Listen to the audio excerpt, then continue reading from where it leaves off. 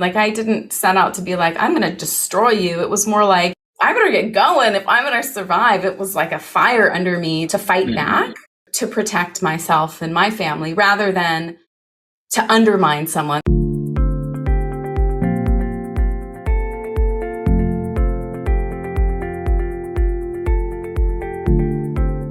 Hi, everyone. This is Joshua Hoffman and Alex Garashenko, and welcome to another episode of the Masters in Marketing Agency podcast, where we deconstruct the why and how agency owners found their success, and in Season 3 discuss how to build a community and referral network.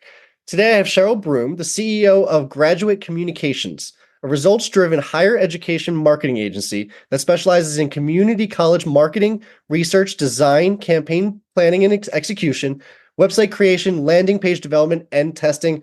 Welcome, Cheryl. Oh, thank you. I'm so happy to be here.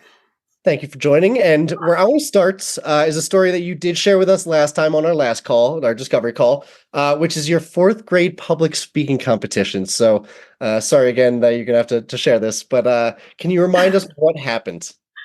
Yeah, it was such a great question. I think Alex is the one that came up with the question on something that has shaped you from childhood for under age 12. Mm-hmm. So I shared this story about how I grew up with a speech impediment. So I had a very hard time even saying my own name because it has CH and YL sounds. And I had to go to speech therapy for years in elementary school and do all these weird exercises like la la la la la all night long.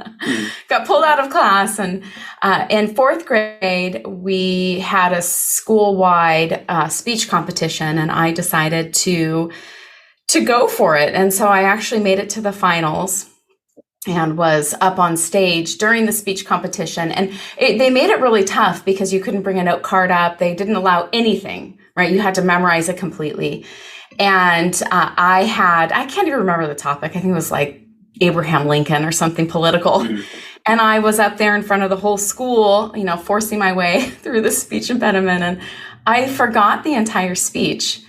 I completely blanked out, and I remember looking across the entire cafeteria and finding my mom. She was in the back of the room standing, and she was crying. She was crying for me because she was, I think, felt so bad that I'd finally, gotten the nerve to get up and do this thing, and I had forgotten. And then I looked in the front of the audience at the kids sitting on the floor, and this one really cool sixth grade girl looked up at me, and it was like something out of an 80s movie. And she said, "You can do it." And I remember my speech. And I always remember her little face down there. And she was like rooting for me. And I remember the speech, and I ended up coming in last place. But I loved being up on the stage, and it helped me work on the way I speak. And then fast forward to today, I had a career as a community college public speaking professor. I was a television news reporter. So I think that experience and overcoming some of my limitations helped drive the career that I ended up having.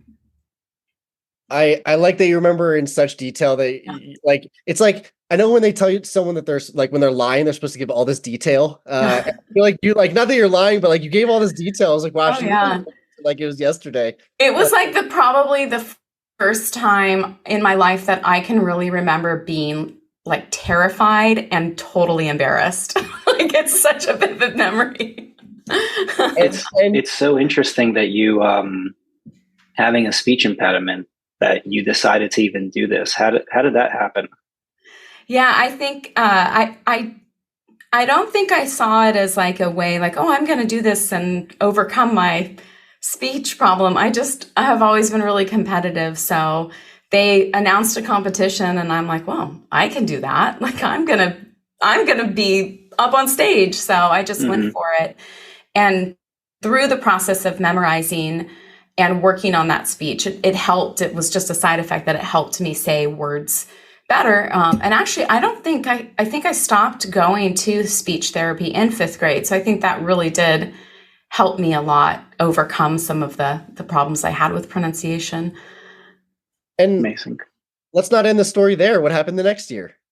Oh, well, the next year, so fifth grade, I actually was the fifth grade handball champion.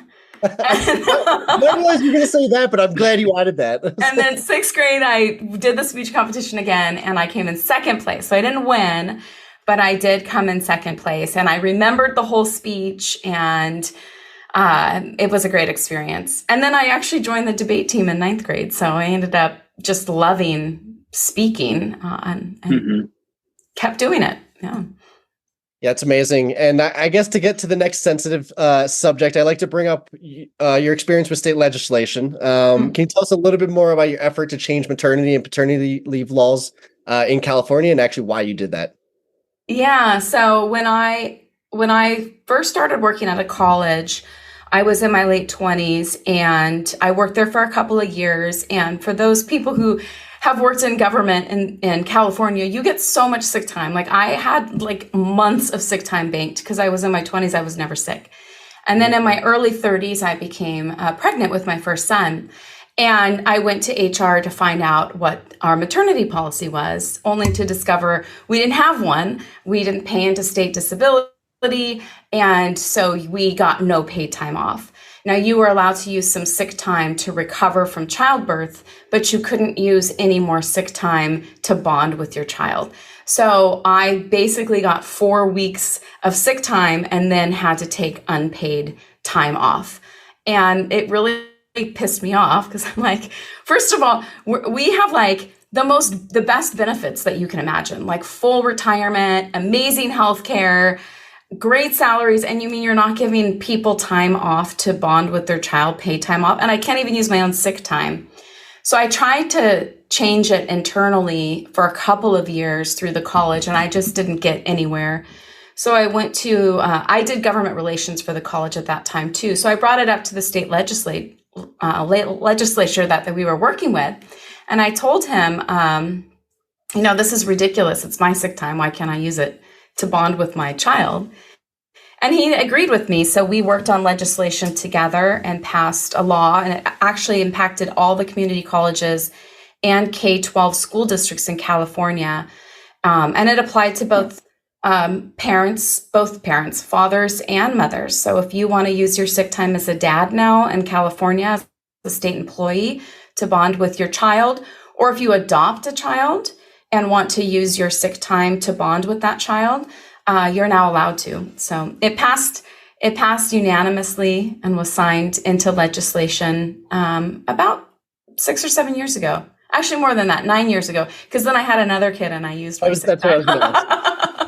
I used all 6 months of it. I was going to say, did you get to take advantage of this thing that you put into law? Mm-hmm. It's funny because my boss, he was like, well, if anybody was going to change this, it was you. I should have expected you to go do this. And he's like, have you been waiting to have a baby until the law was changed? Because my children are 8 years apart. But no, it just happened that way. And I did benefit from it, and I was very proud of it. I learned a lot about state government. And for those listening, if something upsets you, go talk to your representative, because you can brainstorm ways that they can help you. Well, I want to get to what you actually just said about your boss, and where they said, of course you would do that. And the reason I did bring up those two stories is because I wanted to spend more time talking about motivation, because I think both of them are stories of motivation. So, I guess I'll start with a very basic first question of like, why do you think that you harness this motivation and actually make a difference where everyone else gets pissed off maybe, but they don't, maybe it dries off and then they don't use it or whatever it is, but you actually use that motivation to make like real change or to put yourself in a better position or whatever it is. So can you talk a little bit about that? Yeah, when we were talking before this interview, you had a term and you called it FU motivation, which totally getting up there. Yes, exactly. Yeah. Which I loved. I'm like, oh my gosh, that is such a great term. Like, I think that's amazing. I think a lot of entrepreneurs are probably the same in that we're the type of people, when you say you can't do something, you're like, oh yeah, well, watch me. So I think, you're motivated by a lot of things, and overcoming obstacles or being challenged is something that has always motivated me. So a lot of things that I personally do in my life are things that I'm really bad at, or haven't achieved something, and it kind of makes me not mad, but it just challenges me to try harder and to keep going. So I'm very much motivated by challenge rather than discouraged by it. And I think that's interesting, like the MiraCosta example, the college.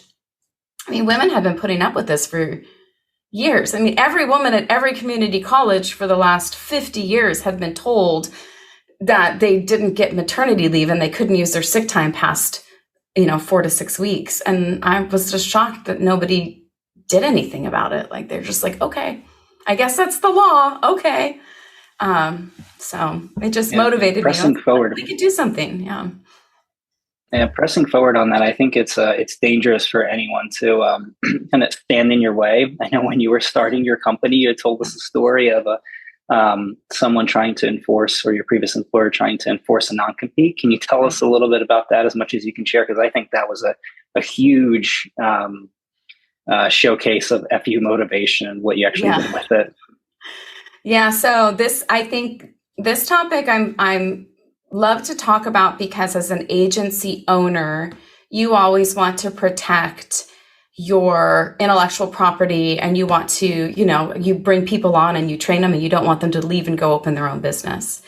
And I did that. I was a president of another agency, and I was offered a certain percentage of the business to come on board as president. However, my contract said that ownership stake would be executed in a separate agreement. So for 4 years, I asked for the separate agreement to be written. And after 4 years, it became very clear that part of my contract was never going to be honored. So I quit and I opened my own company, and I was very honest about that. I wrote a letter and said, because you won't uphold my contract, I will be leaving on this day, and I will be opening my own agency. And they wished me well, and then filed a lawsuit against me in another state outside of California to execute my do not compete clause. Luckily for me, and I discovered in California, do not compete clauses are illegal, and making somebody sign a do not compete clause is illegal. In addition to having it in my contract, the fact that I signed it was against the law as well. So it became a pretty easy thing to fight, but it did take a year, and it was really upsetting. So I do not recommend it to anybody going this route. But what it did for my company, and I think this is something that I've learned in my personal life too, when bad things happen to you, when you get to a place of gratitude for that bad thing, then you've really healed from it. And I look back and I feel a lot of gratitude, both for my time as president, because I learned how to run an agency. I mean, I did the books, I did the sales, I hired, I fired, I did it all. And I'm grateful even for the lawsuit, because I was going to surf and golf for a month after quitting. I was going to take my time and kind of figure out what my niche would be. And instead I'm oh, well, I have legal bills now. I better get some clients right now. And so within 3 months of starting the business, I grew. My husband started it with me, and we grew it to 10 clients. And now 3 years later, we have 50 clients, and we're working with colleges across the US. And that wouldn't have happened as quickly if I hadn't have been sued. So I'm at a place now where I'm it was a terrible experience, and I don't wish it on everyone, but I'm grateful that it motivated me to grow the business as fast as I did. So maybe this is a totally unfair question, but without that lawsuit, do you think you'd be in the same spot with the agency? It just would have taken longer. Do you think maybe you would have never had your foot on the pedal as much because of that moment? What was that? Oh yeah, I think it would have taken longer. Honest, we had saved up.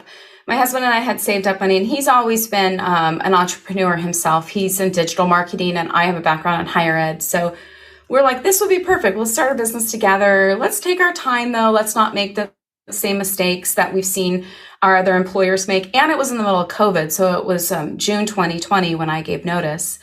So we did not anticipate things to go fast. And I was just learning how to play golf because it was COVID. There's nothing else to do but golf. And I was really into it. I'm I'm going to golf, and I'm going to surf, and I'm going to go to like spend all this time with my children. And yeah, and then we had bills to pay, and then it became like livelihood. Like we can't blow through our savings paying attorneys. Like I got to hit the ground running. And it pissed me off. I'm like, you like jerked my chain for 4 years. Like, I don't even know if that's the right saying. Mm-hmm. But you like led me on for 4 years with this contract, and now you're going to sue me? Like, fuck you. Like, there's your fuck you energy right there. So I'm like, you know what? I'm going to take all my clients back.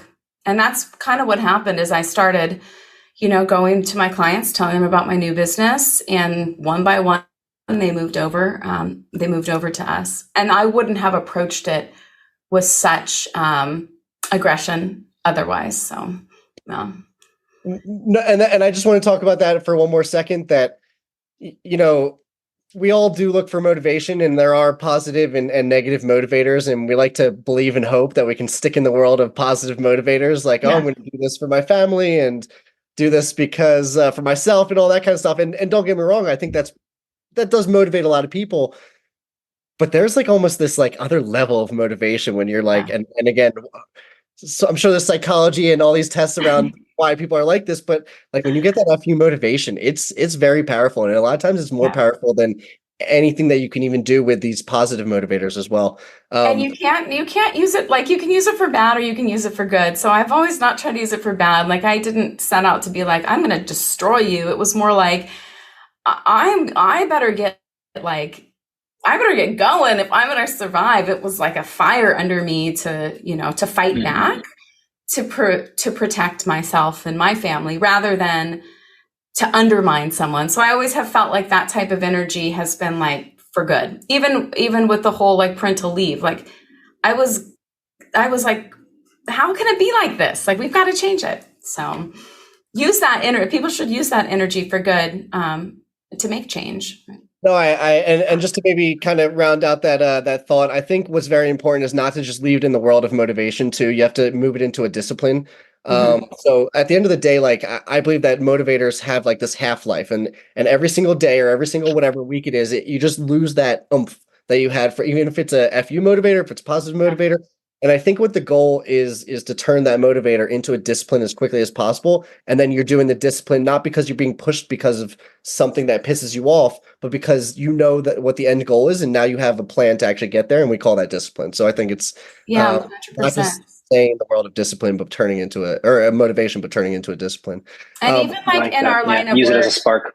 Yeah, you use it as a spark. And, you know, we, in the agency line of work, we write a lot of proposals, especially our company that works exclusively with public institutions. We have to do a lot of RFPs and bid responses, and we lose a lot of them. And so that's part of that FU motivation too. I'm like, why are we losing these? Like, I need to dig into this. Like, we need to change what we're doing. And we did that last year as a company. We looked at other successful bids of other agencies, and we dug ours apart, and then our win rate skyrocketed. So sometimes it's taking like you lose to somebody better than you, and you can't just be like, oh, okay, like, nah, I lost. Like, you got to make a change. You got to keep moving forward.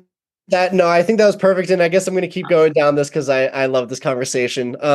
You obviously are involved in a lot of sports and activities and things like that. And you mentioned last time that it's important for you that you hire people with either hobby or passion outside of work. What do you find in those people? Why do you hire those type of people? Yeah, we have a really creative team, and we have people who are musicians, professional authors, huge sports fans, even athletes. And I think that people that have that drive in their life just bring a lot of enthusiasm and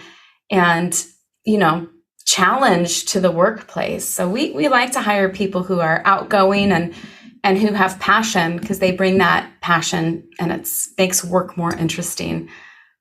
Passion was if you didn't say it, I was going to say it too. I think there's a difference between people that have passion and don't. Some people, they just clock in and they just do what they have to do. But when I think you're passionate and you get a passionate workforce, there's the people that go above and beyond. There's the people that maybe do put in the time after the 9 to 5 because the project needs to get done this week and things like that. So I think a lot of times that's the difference is when they're passionate about anything, then you can at least get that passion out of them in a work setting as well. Yeah, I think that usually people that have hobbies, things that they love, they're committed, right? And those are the type of people that will hopefully commit to the business and your ideals as well. As you're hiring, are there certain ways that you can filter that out when meeting with someone? Yeah, so we actually, you can't ask like personal questions, obviously, like, oh, Right. What do you do on the weekend? But yeah, how people do small talk is really important, their energy. And we just started giving disc profiles. So we just hired 3 people at once, and we gave all of them a disc profile, and they are for jobs that are client facing. So we wanted people who were in the dominant and influential section of the disc profile, because they have to like drive projects and they have to talk to clients, they have to be extroverted. And we used that profile as a final screening. We were only going to hire 1 person, but we had 3 that were so impressive. We were like, okay, let's just go for it and see. Let's just hire all 3. And they all fit within the profile that we wanted. And they've done fantastic. And it was it was a lot to hire 3 people, because we're only have 9 full-time employees right now. So that's a big jump for us. But it was definitely the right decision to make. And that profile was a great tool. And then we could talk about it with them in the final interviews. Like, were you surprised that you're dominant? And because a lot of people think like I'm dominant in the disc profile, and I don't think it's negative. And our new employees didn't think it was negative either. They're like, no, that's great. We are dominant. Like, we want to get work done. Like, people who don't fall in the D think maybe that it's not so great because they think you're being like domineering. But dominance isn't domineering. It's just having drive. And so that was a good way to measure that. Mm-hmm. And that's really good in knowing how that profile works and seeing it in others. I found it really helpful in understanding how you communicate with them. Like D's, you need to communicate in a certain way for them to really hear what you're saying, and they love the conflict. Like they love the they want to work through stuff and battle through stuff. So you have to stand your ground. Otherwise, your points will not be as heard. Yeah, that's really great, because we did this thing as a company where everybody took the profile, and we have some people who are in the C and S, like the support, and I don't remember what the C is, but conscientious. And as a dominant, I'm pushing all the time, pushing. And then the people who are lower in the profile in the C or S part, they can be taken aback by that pushing, like it's not comfortable for them, and they feel like it's criticism.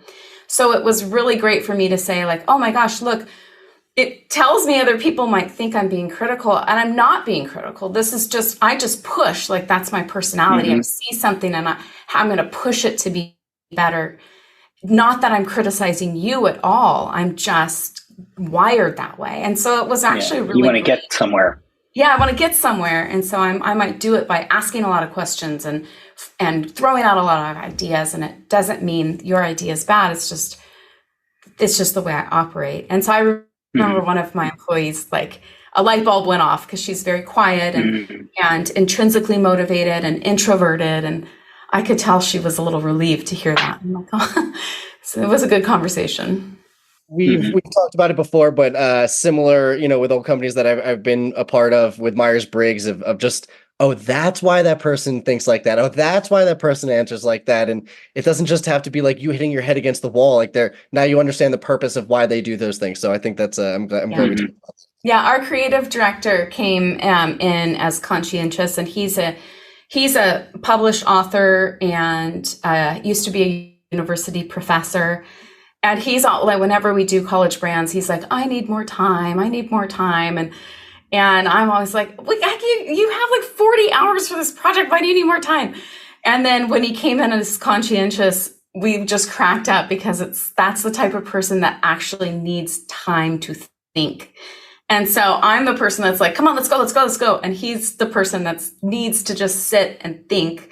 So we got a good laugh about the details. That. Yeah, he needs the details and the thinking and he needs the time.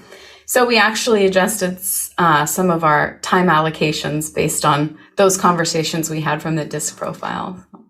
I think the thing I want to highlight that you just said is like, it's not like we understood this and just went, okay, cool, and then moved forward. Like there were actual changes that were Yes. made, and then that impacts the entire company, and especially the foundation, and then everything above that can grow a little bit better. So I'm glad that you highlighted that it wasn't just oh, we read it and then we laughed at each other and thought, it was like actual changes were made and all that. So I think that was important. And then to stay on the topic of employees and how that is, naturally building your community of your company. You guys do work remotely now, correct? Yes. Yeah. So go ahead. No, I think you're about to answer it anyway, so continue. Oh, we have 9 full-time employees, and then we have 2 interns, which has been great. Having interns is so much fun. And then we have a lot of subcontractors that we, are loyal to, and that are loyal to us. So we have a pretty big team, and it's very distributed. And so we do meet once a week together as a team for half an hour Monday morning. And then everything else is done via Slack or phone calls or Zoom. But we have made a commitment for our full-time employees to see each other once a year. So we do a like retreat once a year. So this year we're going up to the San Francisco area in April, and we pay everybody to fly in for a couple days. And last year we did it in San Diego, and that's where we did the disc profile. So I figured I don't have to pay for an office, but I need to invest that in another way we can get to know each other. It's really important to look at somebody face to face. I think it's critical. Well, that's kind of what I wanted to highlight is, how do you keep your culture and how do you keep employees motivated when everyone is remote? Is there anything else that you do, like you think that's a little more special or is special that maybe you wouldn't have done if everyone was in the same office? I don't know if we do anything particularly special, but one thing that we did implement this year that's made a big difference for us is Slack. And I was kind of like, we have Teamwork, which is our project management software, and we have email, and we have telephones. And I'm like, I don't want another platform. But I think when you're remote, your culture becomes much more written because you can't just like pop in and talk to someone. So investing in Slack and getting those channels built out really made us more efficient. And now people chat all the time. We have a channel just for compliments. So people go in there and give each other compliments constantly, which I think has created a positive environment. That's a great one. So I think using Slack and then having that compliments channel has built a nice culture as well. You did mention something last time that I do want to highlight because I thought it was pretty special, and that is I know it sounds silly, but like you write handwritten holiday cards and gifts. You mentioned that you give birthdays off, which like seems so simple and obvious, but it's definitely not something that everyone does, and flexible PTO options. Mm-hmm. So Yes, I think there's a lot that you guys do to really highlight that. I actually want to take a step back because I was intrigued and I wrote this question and I want to get back to it, but you mentioned when you were starting the agency, having to get the clients really quickly. How did you get your first client? Like, how did you get a client from 0 to 1 so quickly when you kind of had to? Yeah. So I gave notice on a Monday and I quit on a Monday because I was like, well, if I'm going to open my own business, like the former CEO doesn't want me hanging around, so we talked, she and I talked, and she's like, yeah, I want you to leave today. And I said, okay, great. And then I hadn't told anybody. I hadn't told my clients. I hadn't told my coworkers. So I took that afternoon to call each of my coworkers and just let them know that I was going to be leaving and opening my own agency. And I didn't get into the whole reason why, just this is what we're doing. And then 2 days later, I called all of my clients. Now, a lot of my clients I had personal relationships with because I was a marketing director at a community college for 10 years and had served on national boards and had done a lot of conferences. So a lot of my clients were people I've known for 15, 20 years. And so then I called them and let them know, hey, I'm going to be starting my own company. And one right off the bat was like, hey, I've got a project for you. And so that Friday I wrote a proposal. I didn't even have letterhead. I made some weird letterhead. I went on Fiverr Thursday night and got a $5 logo for the company so that I could write a proposal Friday. And then the next Friday is when I got served with paperwork. So I had one client in the first 2 weeks, and I was like, oh, I had nothing. We had no website. We had nothing. I came up with the name Graduate Communications because graduation's the pinnacle of success in higher education. It's where you want your student to end up, to graduate with certificate, degree, something to show what they've learned, and then to go from there. And so I had the name, but nothing else. So I just made phone calls. And then when we had to really vamp up, I just really hit the ground running, making calls, sending emails, giving ideas. I did a trade at a conference that helped me grow a lot. I did research for a higher education conference in exchange for a speaking spot and a booth because I had no money to pay for any of that. So I did research for them, and they gave me a keynote opportunity, and that from there really helped us grow our business. So, how did you get that? That's interesting. How did that even come up? Yeah, well, so I was really lucky in when I left the college, the woman who replaced me, I had recruited, and she became president of an organization, a higher ed organization. So I called her and I said, hey, I have a research idea. Has anybody ever in the state of California asked marketing directors at community colleges what their budgets are? Because I always would get asked, like, what's my competitor spending? Nobody knows how much is being allocated to marketing. What if I do a brief survey and write a white paper for all of your community colleges on how much everybody's spending? Then they could give it to their college president and be like, hey, look, you've only given me 40 grand this year, but so-and-so down the street's spending 1.5 million.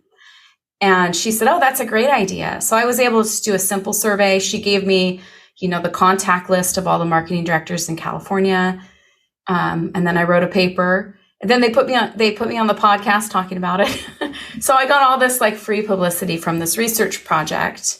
And then I spoke at the conference too.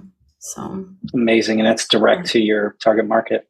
Oh, direct, 100%. So marketing directors at community colleges are our target audience. So this got me in front of everybody in California. So I'll use that story as an excuse to now just take a step back again. And can you just tell us more about the firm and specifically your niche? I think it's very important to highlight that, everyone thinks that they need to start a niche. Not many people do, or they get out of it very quickly. But not only do you have a specific niche, but you're staying in it and you're trying to master it. So again, can you tell us a little bit more about the firm and again, why you chose that niche, which you kind of explained a little bit there, but and why you stayed in that niche? Yeah, so we are a firm that works exclusively with higher education clients, but really we work with community colleges.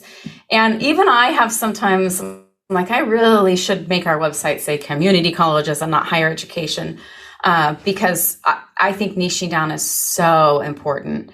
And just as a little side note, we haven't done that because we do have a couple of 4-year university clients, though they are community college marketing directors who moved to 4-year. So even them, they have a tie to community college. So my background is in community college marketing. It is a very complicated world. We've lost some big RFPs to agencies that are broader, that are full service and that do all sorts of marketing. And I will tell you, 75% of the time, they get fired within the first year, and then the college comes back to us because they don't know the lingo, the language, the bureaucracy, the hierarchy, the decision-making structures. So when you really niche into one area, you understand the world and not just the marketing world. So we don't just get hired to do digital marketing. We're getting hired now to research college who wants to rename itself, to help them write grants. We bring them ideas because we've seen another college was successful with this. And we can say, hey, have you seen what this college has done? We can help you get this off the ground. So you really start to understand your client's business, and you can bring such innovative solutions and suggestions to them.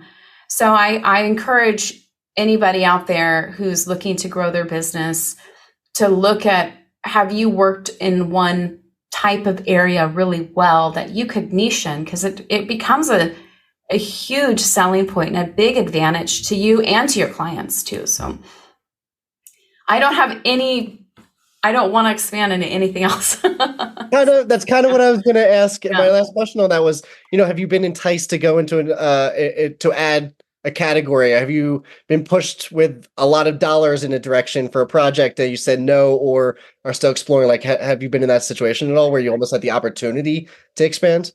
Yeah. So yes. So there was a K-12 school district that wanted us to do marketing for them, and I was like, we don't do K-12, but the board member is our client at a community college. So he serves on the board of a K-12 district. And so he called and he said, can you just do this as a favor?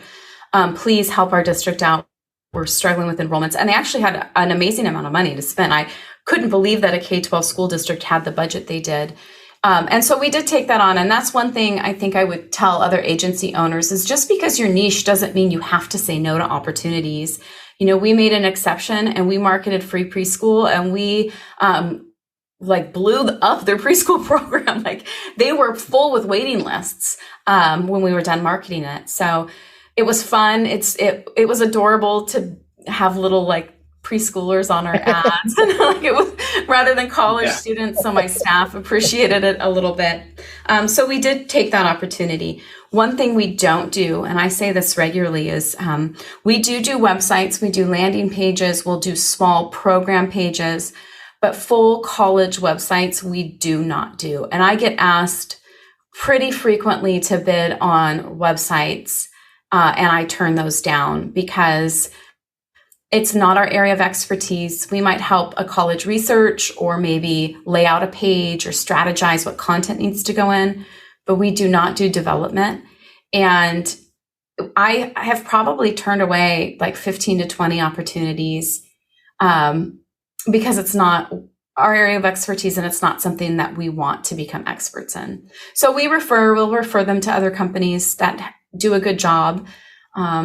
And so that is one area where I've had to really say, no, we're not going to do this. It would break our business. We're not, even though it's lucrative, it's not what we're good at. So. Yeah, no, I think that's perfect. I also want to highlight that you also did not even get out of the education when you were debating, taking on this project. It was still within education, and I think that shows how niche you guys' focus is. That you said even though this is K-12, it's the same subject as in education, but still hesitated on taking that on. So I think that shows how niche you guys stay and want to stay. Alex, were you going to say something? Oh yeah, I was just saying it's a structure wise for a company and organization. Focusing on that is just on website development is a whole separate mindset. Yeah. So yeah, I actually kudos to you for saying that's something that we don't want to handle, and putting the guardrails on that to really keep your team focused, and probably helps optimize your processes a lot. Well. It does, and the clients actually appreciate it. So I'll tell clients, I'll be like, hey, we're going out to bid on a website. We really love you to bid. And I will tell them, we don't bid on websites. You really want to look for an agency that does higher education websites. And there are a lot of them out there, and that's all they do, higher education websites, and they have a process they follow. And find somebody with a great process that specializes just in this. And the clients really appreciate that. If we would take on their website, we'd probably break our relationship with them because we don't have a process. We're not great at it. I would rather stick to what we know we can do really well. Yeah, no, I think that's great. And then a few questions I asked at the end. If you had to teach something to other marketers, what would it be? Oh, wow. I think being a good listener. I hear a lot of problems when our agency comes in after failed relationships with other agencies. I will always ask, why did your last agency not work out for you? And usually it's because they didn't take the time to listen and to find out what the true problem was. They just jumped right into solutions. And now even in my scopes of work that I write, I usually put blocks of time to strategy rather than just jumping straight to a solution. And early in my agency career, I actually would write strategies in my proposal and give it to the client. Be like, here you go. Here's your strategy. Here's what we're going to execute, without listening and doing the time to talk to people on campus to really understand the root of the problem. And now we've changed that internally, where most of the time we have strategy hours built in before we write full scopes of work so that we can listen. And that makes our projects a lot more successful. So I think that would be my advice to marketers is, sometimes we're so eager to jump to the solution, and sometimes we just need to slow down and do a little bit more listening to find out what the true problem is. I think that's great. I think that's, not just focusing on the shiny object, but realizing there's a plan to get to there, and then you can look at the shiny object. I like that. The next couple of questions are really focused on this idea of, again, we're trying to build this community with our guests that we don't want you to just go after this call. We want to help support you. And the way we're doing that is, obviously there are a lot of referrals that go around everywhere between marketing agencies. No marketing agency can do everything perfectly. So a lot of times they'll obviously talk to another marketing agency about a service maybe they provide, so you can kind of fill in whatever the gaps that the client needs. So the question is, how can you work with other marketing agencies, or what service can you partner with other agencies? So in other words, what do agencies tend to reach out to you for? I mean, we're so niched that we don't get asked a lot, like, can you come and do video, or can you do this? But I do get asked to assist with strategy for agencies who have community college clients. So I have helped other agencies think through strategy or think through ideas, and even help them with their pricing. And that's not anything that I charge for. So if you have listeners that are like, God, I have this, we're really struggling with this community college, I've been our client for 3 years, I'm happy to jump on a call and talk through some strategies and ideas to help support you. And so that's something that we can definitely help with. Yeah. Or if you don't know acronyms, there's like 1,000 higher education acronyms. Just shoot me a message on LinkedIn and I'll tell you what it means. That's good. I like that. I didn't even think about that. And so, like, flipping that question around, if a client was to ask, can you do this, and it's a service you don't currently provide, how do you typically handle that request? And I know you kind of answered this already, but if you can repeat that. Yeah, we have a bank of subcontractors we work with, and then we also belong to an agency peer group, and it's not affiliated with anyone. It's just a group of agencies that decided to get together and become our own group. And there's 10 agencies in our group right now, and I think we're growing to 12 at our next meeting. And we meet twice a year in person, and then just email each other regularly with questions. And they are just amazing, because if we don't do something, I can pop into our email and just ask, hey, do any of you guys do this, or do you know anybody? Just this morning, somebody said, hey, we got invited to do this big bid in this hospitality sector. Have any of the other agencies worked in the hospitality sector? And one of the other agencies said, oh, yes, we have a ton of hospitality work. We have case studies. Let's talk offline. Maybe we can partner on this bid. So it's really been fantastic to have this group of individuals and plus they know, I love it because we're new. We're only 3 years in, and every problem I bring, somebody in the group's already been through. So we have some agencies who've been around for 20 or 30 years. And so their advice is just amazing. I love that. That's a lot of what we're trying to do with this group is something similar, and trying to make it as easy as possible and everything. So I'm glad you shared that. If you were a few more questions, if you were listening to this show, what topics would you like us to cover? Oh, wow. I mean, I've listened to your shows, and I love listening to other leaders. So I think you're doing the right thing by interviewing other CEOs. I would love to hear some things that I could share with my team. So, for example, my creative director, this is his first job as a creative director, and we're a new agency. So he's like, I don't even know what I'm supposed to be doing. Like, are there any resources for creative directors or groups I can join? And we haven't found anything for him. And the same with our client services director. So what do these successful positions look like at agencies? How do you utilize them? What are growth opportunities? It'd be interesting to hear things like that. There's so many podcasts out there about AI and digital marketing. And I mean, I can Google AI podcast and get 1,000 episodes. But the inner workings of an agency and how to help your own employees grow and succeed in their roles would be something I personally would love to listen to. Yeah, no, I love that. I think we'll try to get a question in for the next one. Are you guys looking to hire any positions right now? Yes, we are. We actually are recruiting an art director. So we've grown to the point with our creative services that we need somebody to work with our creative director on design and video services. So if you go to gradcom.com and to, I think, about, you can see the job opportunity. That was perfect. Yeah. And the last question, and maybe my favorite, any books, podcasts, or newsletter recommendations? It can be in marketing. It doesn't have to be business, doesn't have to be anything. Yes. So podcasts, I listen to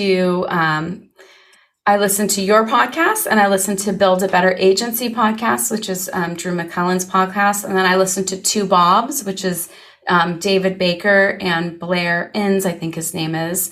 Those are all agency podcasts, and I love them all. And they cover, all three of your podcasts are very different. So I have them loaded up and ready to go. So I really recommend those. And then I have fun podcasts that I listen to as well. I have so many. I love a good murder podcast. If anybody else has any true crime ones, they can send to me, please do.